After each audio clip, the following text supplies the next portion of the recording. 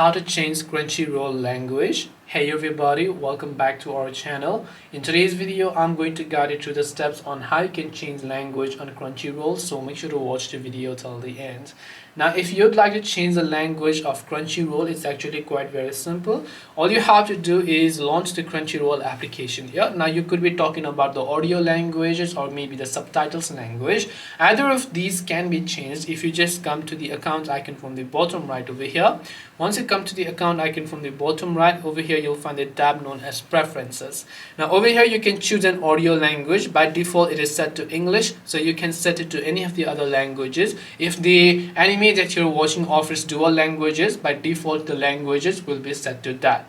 The other thing that you can change over here is your subtitles language, so you can also choose to change the language of the subtitles by default if you haven't already. And then after you have done that, you can also choose to show a closed caption if you'd like, which means just subtitles. So this way you should be able to change the language on Crunchyroll. Hope this video was helpful. If you have got any questions, feel free to also leave them down below. Thank you for watching till the end and see you soon in the next video.